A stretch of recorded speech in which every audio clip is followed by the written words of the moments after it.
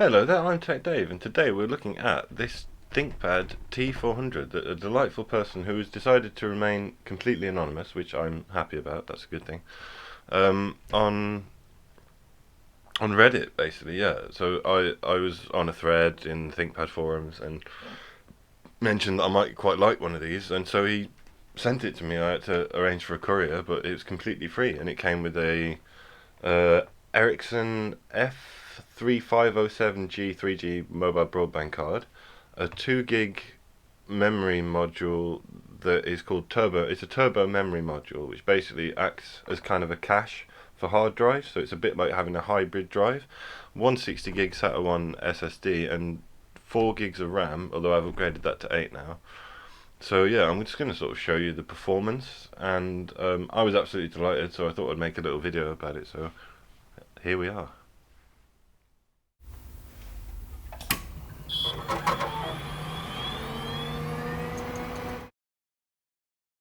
So here we are, getting up close and personal with the device, and as you can see, just the lid itself, I don't know if it comes across well on my crappy camera, but other than a few fingerprints that I actually put on there myself, it's in like immaculate condition. It's like, I think I'll have to verify how old it is, but it's clearly been taken very, very good care of and looked after. The only fault which the donator informed me of is that the right trackpad button does not work, but that is of no, this one here.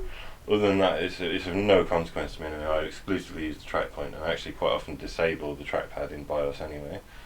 As you might be able to tell over here, we've got the Centrino 2 V Pro inside. It's a Core 2 Duo 2.26 gigahertz with this is just dual core, no hyper-threading or anything. Fingerprint reader. It's got this lovely keyboard which has zero flexing. There's a little bit there, but the rest of it is bang on. I'm really, really delighted with the condition. We'll go around the ports while I'm here as well. So just the standard VGA, RJ11, RJ45, 2 USB, express card, which is got a little blanker in it here, which you can't quite get out, but you get the idea. There's a little blanker there, like the guy from Street Fighter. The second one down is a PC card bus. I don't know whether you can see in there, but it's got something in it, but I don't know what it does. It recognises it as a 4M1 card media reader thing, but I can't actually get it out, and I don't have any cards to put in it, so I don't quite know what to do with that, but it doesn't really matter. You've got your CPU fan, classic ThinkPad styling. You've got the power jack. You've got a 9-cell battery, which is actually says in good condition, so the battery itself is actually very usable. Get about a couple of hours out of it. I've never actually run it fully down yet. We've got another USB port here. It did come with a CD drive. I've replaced that with a temporary, possibly permanent 500 gig SATA 3 WD black, Western Digital black drive, which may stay in there permanently, I'm not entirely sure. Then on the front we've got the catch system, we've got dedicated microphone and headphone jacks, wireless kill switch over here, and the 1394 Firewire standard input, which I'm tempted to use with the sound card because I've got this old multi-mixer and I've got an Alesis Firewire card that I'm potentially going to use this with. So that's just kind of a brief overview of the ports. We've got lots of lovely lights here. Loads of people point them out, but you've got Wi-Fi, Bluetooth, oh you can't see that. Wi-Fi, Bluetooth, wireless WAN, caps lock, number lock, other way around, sorry. Battery, hard drive activity, something else, battery, plugged in, sleep.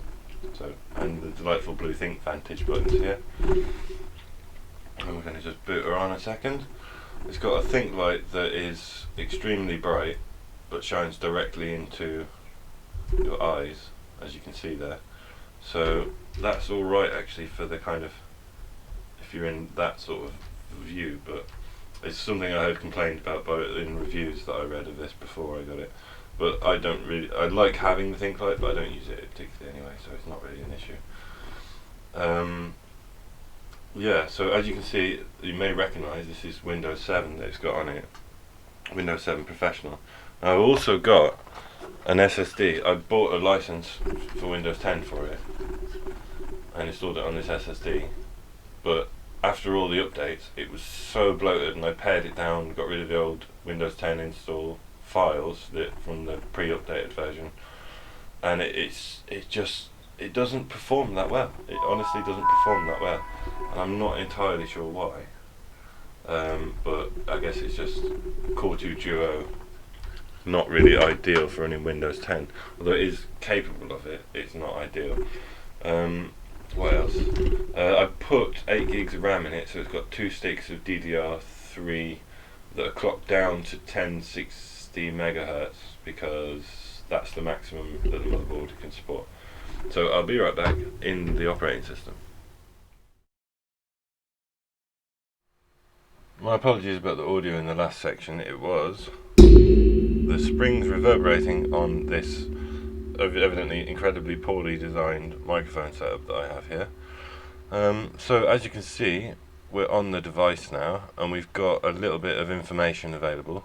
So we've got the broadband device listed here, the mobile broadband.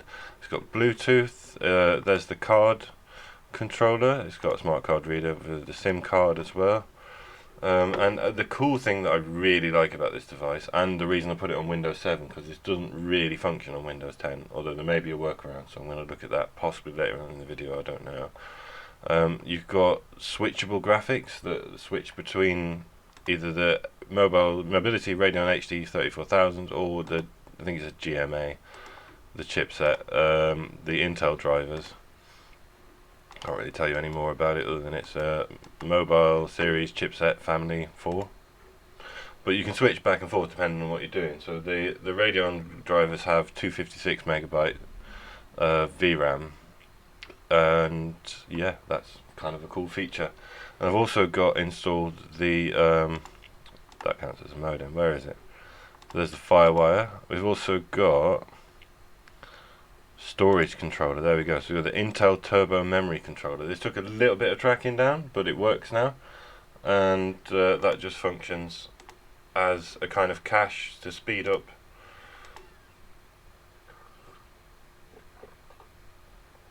there we go, to speed up the hard drive that's in there, because it's only SATA 1, so that actually makes quite a big difference. As you can see, we've got Ready Boost and Ready Drive enabled, total cache size 2 gig.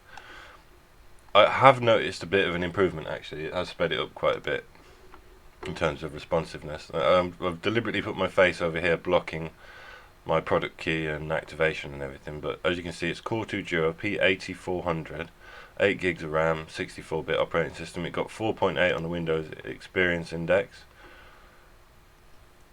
which was lowest by the graphics, which were the 4.8, but everything else actually did pretty well for Windows 7 anyway. So I just sort of thought I'd show you that. And then next we're going to move on to some benchmarking with basically, so we're going to use Morrowind, Oblivion and Skyrim, all of which run on this system fine.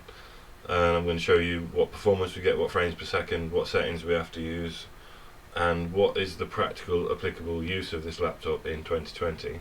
But also, I'm going to mention now, I did try it with the eGPU and I could not get, for the life of me, it to boot, and I don't know why. So I think it's just a limitation of the particular express card port that is in this device. Because I've got an X200, which is the same generation, that does boot with a graphics card. So I need to do a little bit of testing and checking and faffing around, but expect not to see anything about the eGPU any further. So we'll be right back with some games and benchmarks.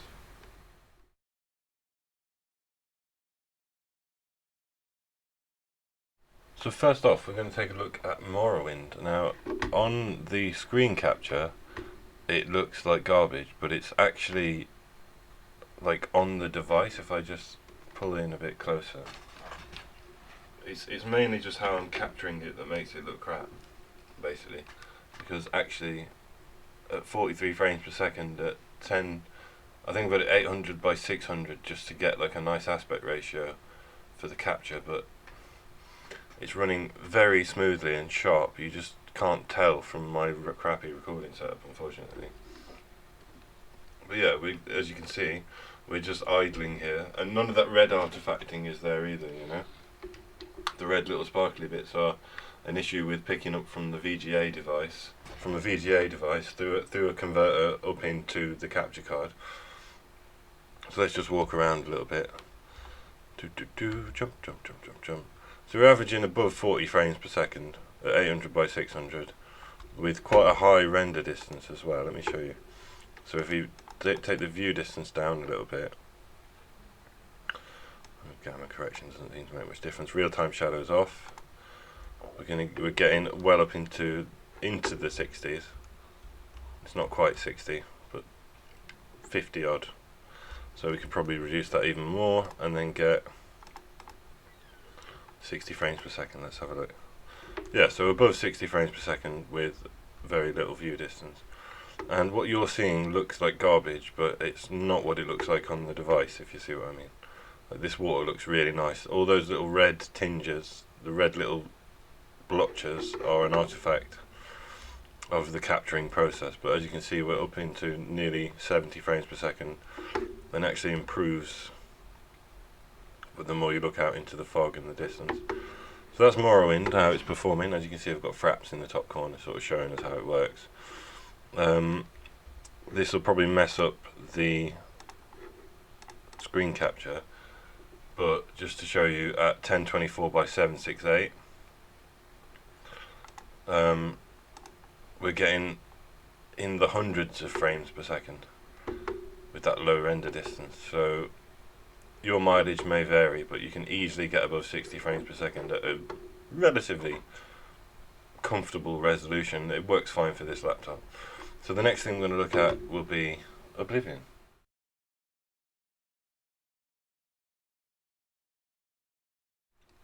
Hello, so we're in the launcher for Oblivion, and I'm going to go to options here. Now I've got it set to, obviously, the ATI graphics. I've got it set to 720p, no anti-aliasing, so I'm just going to reset to defaults and see what it puts us as. So it said medium quality, but that's at a really low resolution. So if I put it up to widescreen and put it on low, that should give us a nice capturable performance level. So I'm just going to boot into the game. I might go a bit silent here and just let it run. Right, so what we're going to do, we're going to get past the main screens and then see what real in-game performance we get. So I shall return with that. I'm just going to go through the character creation here. I always choose Khajiit because I love Khajiits. We're going to go with, as you can see, we're getting a solid 24 frames, cinematic 24 frames per second. That looks pretty cool. Length, let's make it a bit longer so it looks a bit like me. Age, alright, let's not lie, I'm getting old. Complexion, ooh, that's nice and bright. Valid name, we'll call him what I always call all my characters. Oh, hold on, how do we enter character name? So if you're ever on Elder Scrolls Online and you meet a guy called this,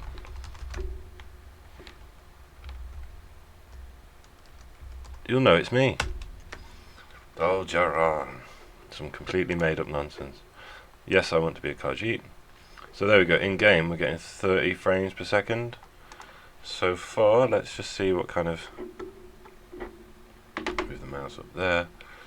So this is indoors, we're getting 45 frames per second.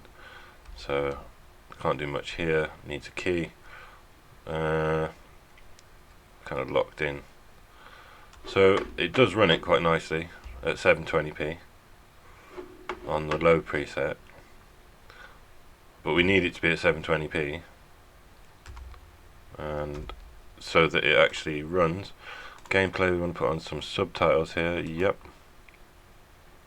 Return. So video, we're going to have to keep that there, but texture size we could change, and all these sort of factors, but they're all, as you can see, they're all off to get this kind of performance. I guess I've just got to kind of play the game, I suppose, to actually, first they starve you, then they beat you, and if you're lucky they'll kill you. That's right, you're going to die in here. Great! This F. punch it. Okay. Let's see what we get with my third person view. So we're getting between 30 frames per second and 60 depending on what we're doing. So I'm just going to play through and might speed it up, see what we're getting. You're the one from my dreams. And it actually looks about, other than the slight red sparkly bits that's from the VGA capture, it's about how it looks on the device as well. It's looking pretty good. What's going on? What are the chances? Who are you? Emperor Septim, blah blah blah, blah blah blah. Why am I in jail? It does not matter. It's not what you'll be remembered for. What should I do? Take care, there'll be blood and death before the end. That's fine.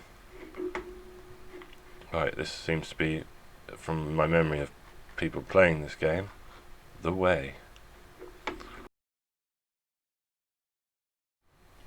So I'll come back with a little bit of footage once I've got through to the outside area.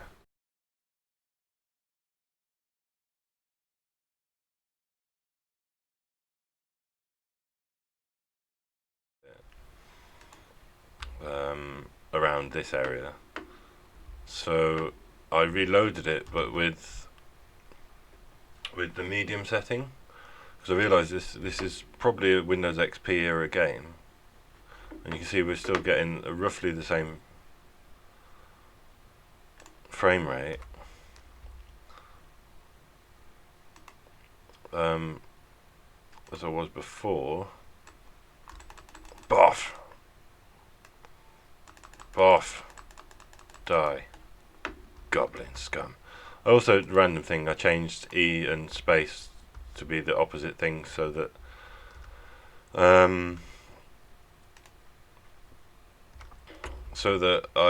you control it like a normal game basically. Oh look, a nice bit of skeever. Roast skeever. Delicious. All of them.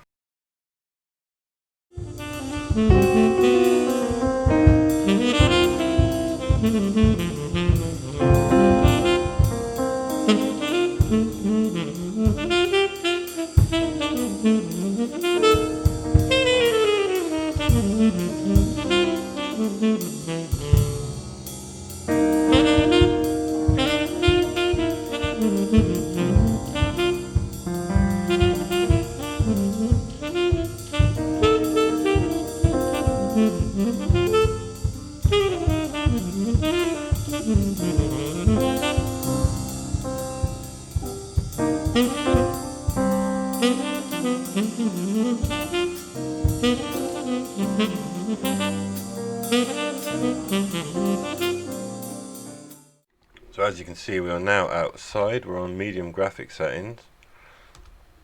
We've got to get to the Priory. I need to put my torch away. Where's my torch? Where'd my torch be? I don't know. But yes, basically, yes, we have found ourselves... I just dropped that torch. That was silly. Now it's falling in the water. Okay, so yeah, we're getting about 40 frames per second on medium settings. Dip down to 20 there in the water. So I'm just gonna... I found Vilverin, okay. So I'm gonna save, and then restart the game, but with higher settings to see how high we can push this. So I shall return. So I reloaded with the video settings on large texture size,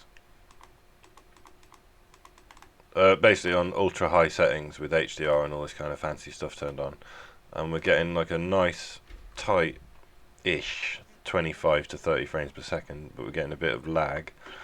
Seems to be a very I recognise this place. Who's this then? Oh, some random asshole. Go away, random asshole. So yeah, it's pretty laggy in combat. So let's quickly try again. I'll stay with you this time,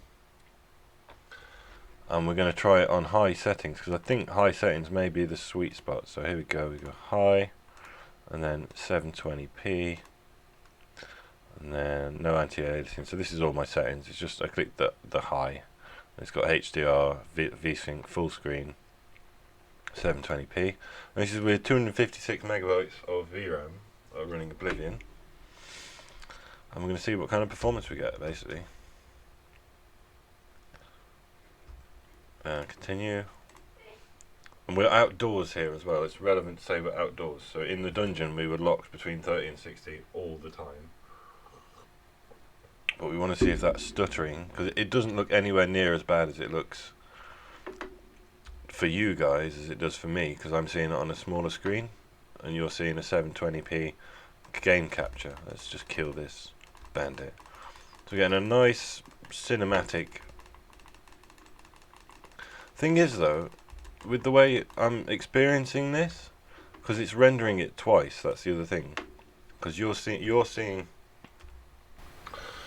the screen around me is the VGA output of the laptop, so it's actually doing twice the workload, I think. I'm not sure if that's quite how it works, but it's outputting two separate screens duplicated to make this. So we are kind of getting, like, if you ignore fraps for a minute and just look at the actual performance, there's not much I would complain about at this, just for a casual single player game, you know. And this is outdoors with like a huge scenery and like nearly max settings. We're still getting above 30 frames per second. It's only when it goes into combat that things get a little bit stuttery, and it's only very, very unnoticeable for me. So I'm extremely pleased with that. So right, I'm probably going to pare down what I did.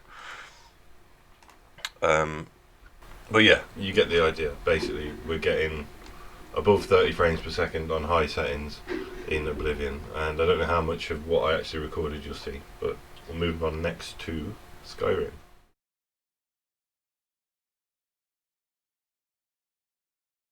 So switching back to Skyrim now, this is just I did default, and it detected low quality. It doesn't give us any other resolution options. There's plenty of things we could increase, but we're just going to try running Skyrim at 720p, because I tried this just on the laptop, but I haven't tried it, excuse me, whilst having both screens, having the VGA capturing as well.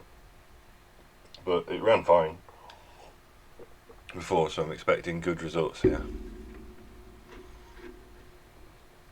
You can't see what's there. You can see my handsome face. It looks really nice on this. On the actual laptop screen, it looks really nice. I think this isn't special edition. This is just the original Skyrim. As you can see, I'm level 89 because I've had it for years. Oh, that was loud. So I'll just let it load in. And I just want to say, so yeah, the laptop has 256 megabytes VRAM. It's got 8 gigs of RAM. It's got a Core 2 Duo at 2.26 gigahertz. It's also worth mentioning that you can upgrade the CPU because it's socketed in this laptop. So that means you could potentially get, what was it, a T9900 is a 3.2 gigahertz dual core Core 2 Duo is the maximum it can take, but that'd be a bit fiery hot. But I'm debating it, but it's 50 quid, considering I got the laptop for free, isn't it? I don't want to spend £50 just to get a cheap laptop working a little bit better, but down the line I may do that, because I haven't seen much content sort of discussing this device, and I think that maybe because there isn't interest in it, but also tear down and CPU replace and thermal paste upgrade might be quite cool. So we're getting up there, now we're into Skyrim. I'm going to just put on God mode just to save me some effort. TGM. There's God mode in case you need to know.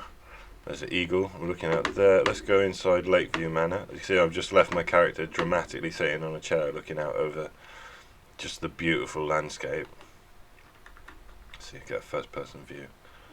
So looking at all that landscape, but not in combat or anything.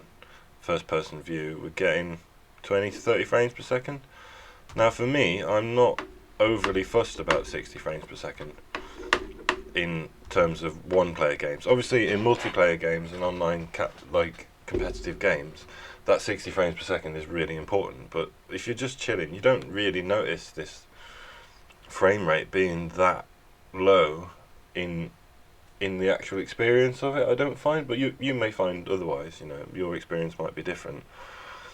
But for a laptop that's at least 8 years old and has only got 256 megabytes of VRAM, I am quite non-underwhelmed. So let's crouch to get out of this. Come on. There we go. Because I'm so overloaded with stuff. So we're getting indoors up to 47 frames per second-ish. It looks better on this screen than it does where you're seeing it. I want to emphasise that again. Another loading screen, sorry, you'll have to excuse me. But the point is, you can play Skyrim, the original one, quite well. I was tempted to install Skyrim Special Edition just to see how massively it tanked. And I own Elder Scrolls Online as well. So there's that little kind of effect there that's dropped us right down. So I'm wondering what can we do to make this more playable, because we're outdoors and it's very glitchy, so I don't know. System settings, maybe? Settings, display. If there's anything, I'd like the subtitles on, so let's put them on. And then what can we do? So it's saved, quit to desktop. And I'm going to try and see if there's any little more tweaks we can put to make it a bit more playable when we're outdoors. So let's open Skyrim again.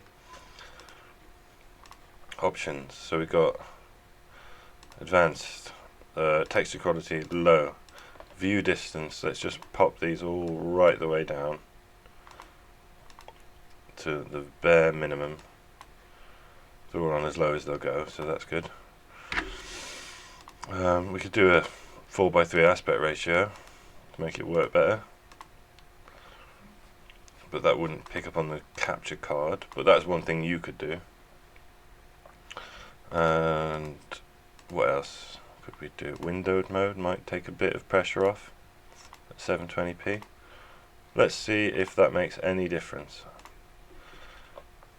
I think I just saved it outside, so let's see how we do. But yeah, my general vibe of this is it's not going to be a glorious experience. With Skyrim, it's vaguely playable, but we'll see if these little adjustments make any difference. I'll be back once it's actually loaded in. So that didn't really work, so I'm going to turn off windowed mode and just boot in with all the other adjustments we made, because I was having trouble capturing that. All we did is just take the view distance down a little bit and lower the texture resolution just that little bit more. I mean, if you really wanted to play this game, you could use the low resolution mod, which is widely available online and would make the performance significantly better, but I think you would especially need to do that if you were playing the special edition. But yeah, I'm just going to let it load in and see what we get. Now we're outside with the texture resolution just that little bit lower on the low settings. Obviously this screen is just 30 frames per second, but it's just a screen with some smoke. I'm not surprised. Patience is a virtue. So yeah, we're only getting 15 frames per second. We've got this kind of effect there going because I'm a vampire, because naturally. Let's see. So we're getting little artifacty things. We're getting quite low frames per second. There's my horse. Hello, horsey. You're a nice horse, aren't you? Ride horse. So yeah, it's I'm not going to say playable. I'm not going to say it's a playable frame rate, because I don't think it is. But it is able to open the game, but it's just, I can't guarantee that it would be playable. So there's a low resolution texture mod you can do, which I'm not going to download, but that is an option available to you if you wanted to play this game on the T400 with its discrete graphics chip. So that's the gist anyway. Right, let's return shortly. A quick footnote, I booted into the game with exactly the most minimal settings that I could. As you can see, the screen without screen capture at the correct resolution of 1200 by 800, and it's still just absolutely unplayable in terms of it's just laggy and crap. Yeah, even with. So yeah, I would recommend, if you want to play Skyrim, doing the low resolution mod, which can be found at online. Just Google it. Yeah, just Google Skyrim low resolution mod, and you'll probably be able to get it. But as you can see, this is a massive area. This is specifically why I've chosen to benchmark in this area. But we're on the sub 20 frames per second mark pretty consistently, as you can see up there on the left. This laptop is a bit too before Skyrim for it to really be playable. But you see, we've got the mountain there. We're getting 25 frames per second. But yeah, it's just not. It's not performing well. So yeah, that's my conclusion with Skyrim. Use the low resolution mod if you can access it. So once again, Windows 10 has shown its incompetence with older or legacy hardware in general. Well, legacy is not too much, but old hardware it really seems to suffer with. So I've reverted back to Windows 7. I mean, I could, in theory, go through the process of sorting this out, but I'm not going to do it now. I don't know whether this section or the last section are actually going to be in the video, but I generally found the performance of Windows 10 to be somewhat lackluster, and I did get all the drivers except the turbo memory controller installed with Windows 10 Pro, and it took a bit of faff, but it is possible to run Windows 10 Pro on this, but I just found it a bit bloaty. This appears to be doing something, which is really annoying after I removed that Windows 10, and I haven't had it on the internet, so I don't know why it's doing anything. But I've left this as a primarily offline machine anyway, and I found that Windows 10 didn't quite do what I wanted it to do in terms of performance, even on an SSD. So I can't recommend Windows 10. It's like the most secure, but I wouldn't put Windows 10, buy this machine specifically to use with Windows 10. That would perhaps be not an optimum usage for it. But yeah, it's lovely. It's really good condition. Everything on it works except for this trackpad button, which I don't really use anyway, because I don't use the trackpad, and I really like my little track point, especially with the like furry tongue nipple mouse track point that it's got. That's like so retro and so pleasing and satisfying. Yeah, thank you. You know who you are if you watch this video. Thank you so much for this laptop. It's gone to a good home. And thank you all of you for watching. Please hit like and subscribe, share it with anyone that you might find it interesting. If you want to see the CPU upgrade and the performance improvement that will no doubt take place, and possibly better compatibility with Windows 10, more games, and me trying to resolve the eGPU compatibility with it, leave a comment and I will actually do that, because if you've got this device and you want to know if you can use it with an eGPU, I'm willing to put that work in if there's interest. So I've been TechDave, thank you for watching, goodbye.